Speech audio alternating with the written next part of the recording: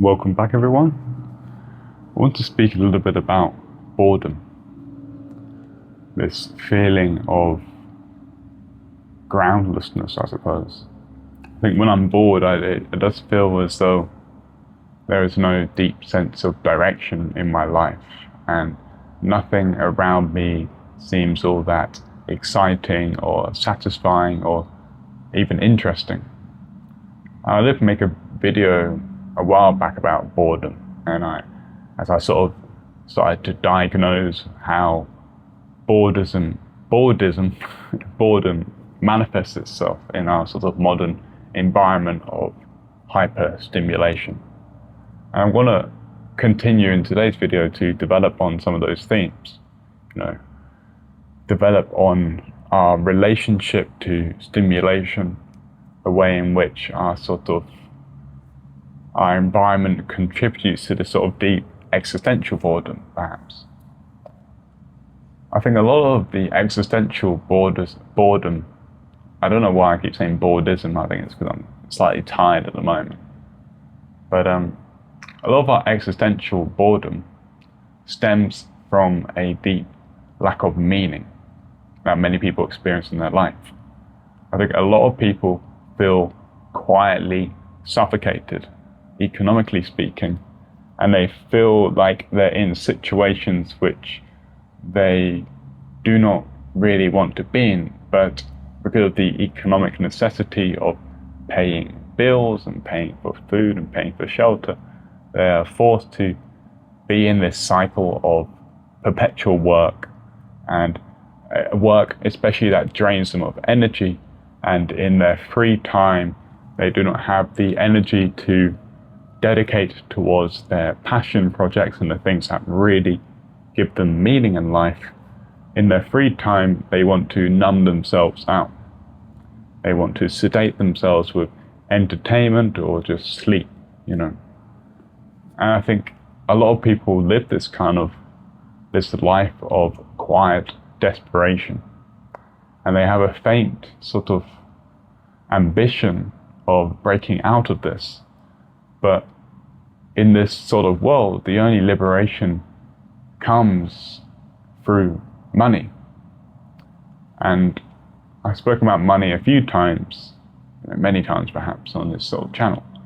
But it bears speaking about again, because in our world, money, cash rules everything around us, as the Wu-Tang Clan song attests to. And if you want freedom from the 9 to 5, freedom to live a certain lifestyle that you desire, or simply the freedom to not have to work, you need money for that. And yet, the monetary system, when you look into it and you understand the nature of it, you see how it is constructed in such a way to keep people in this perpetual motion of having to work for the basic necessities of survival. We do live in a world of manufactured scarcity rather than abundance. This is why inflation is a fundamental characteristic of our economy. It is sort of agreed upon by all economists that, the price of your food rising every month or every year is normal. It is, I don't know, I won't go deep into why that is the case, but it's simply agreed that this is the case. But from my education in economics, from university, they literally never will explain how inflation occurs. And if they do, they will sort of miss the obvious fact that inflation occurs because money is created or money is printed, and money is printed by a select, group of people who have power over the economy, power over the monetary supply, and they create these tokens, fiat money. They create them out of nothing, they lend them into existence, and it's funny, there's a lot of obscurantism which defines a lot of the practices of banks, practices of these masters of money. Because if they were to come out and say clearly, in clear English, what they are doing, how they create money, then it would very much sound like fraud, because it is fraud ultimately. These people are able to make money out of nothing, create it for themselves, and thereby devalue and inflate the population's money. And this is just the way things are, because they have worked for hundreds of years, multiple hundreds of years, to sort of create this architecture of control. The control of money allows you to control people, to control their livelihoods. And this is just the way things are in our current epoch of society. And I don't know whether to be outraged at this sort of state of affairs, or to accept it, or perhaps just sort of understand that there are people who want to control stuff. They want to control resources, they want to control money, they want to control people. They have this lust for control, and such people have always existed and will continue to exist. And all we can do as individuals is recognize this fact, and also understand how we can protect ourselves and liberate ourselves from such a world.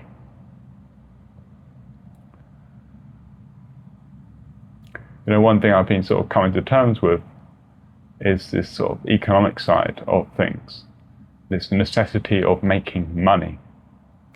And I think I've spoken about it a little bit, about one of the intentions of me creating online content and stuff like that is as a potential avenue of being free from such a system.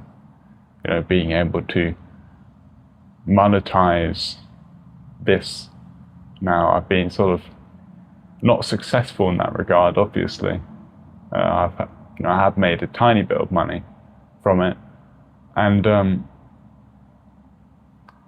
but obviously I don't want money for the sake of being rich or having a luxurious lifestyle.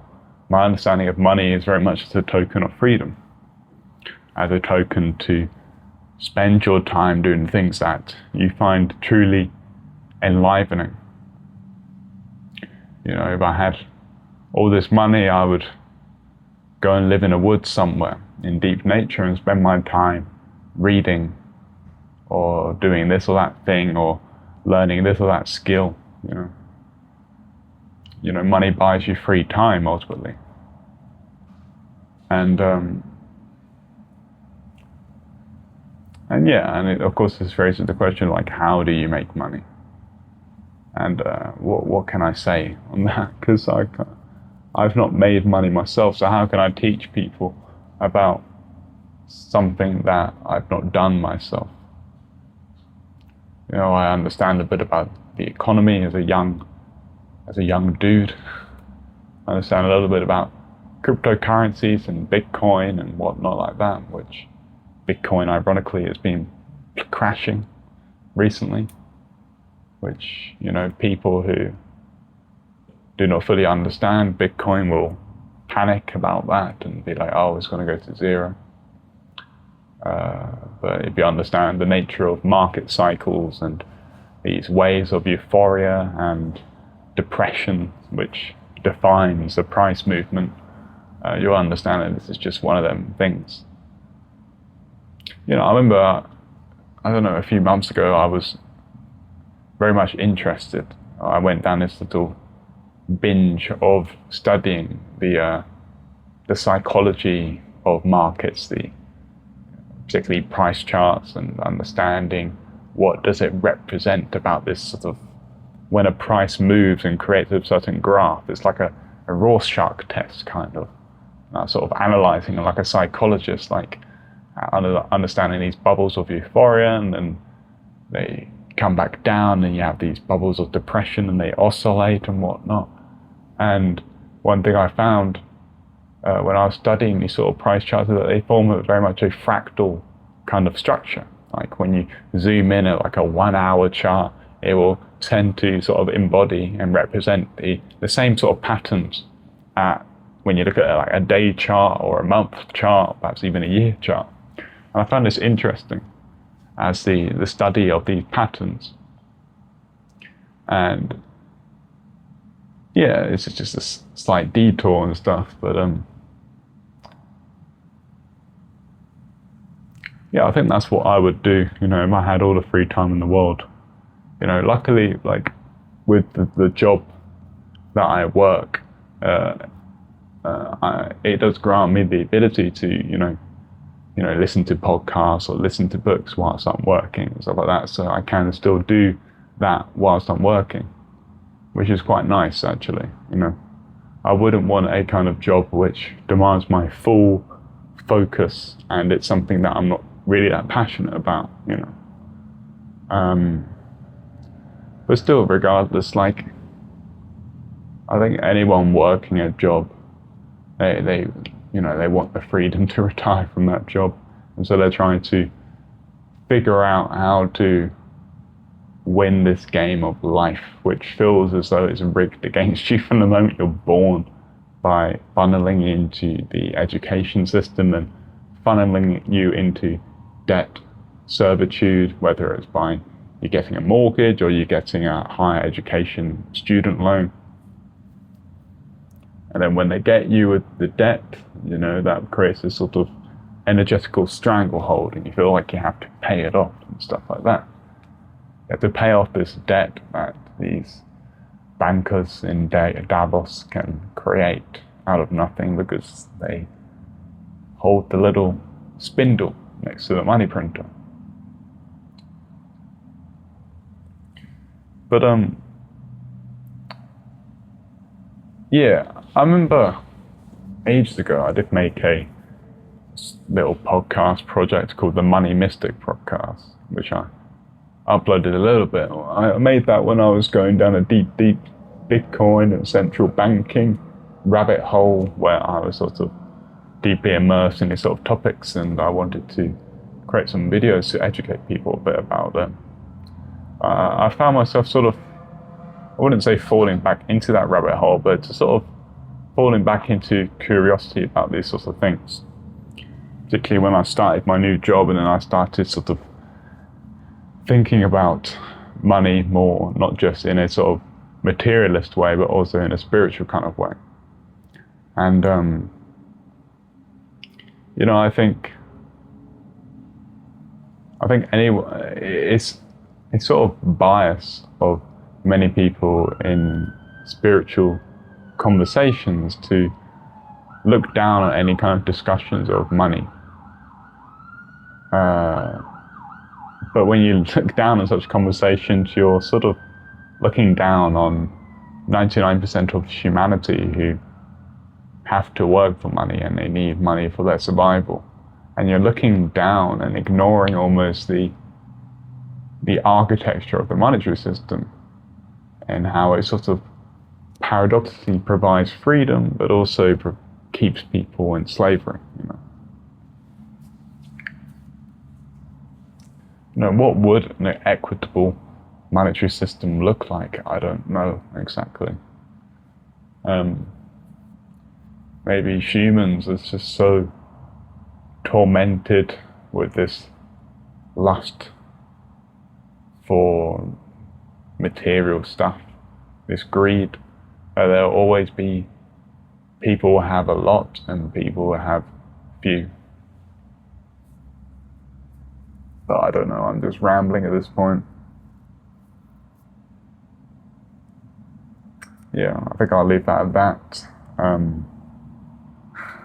I think I started this video talking about boredom, and then I started speaking about the economy and shit.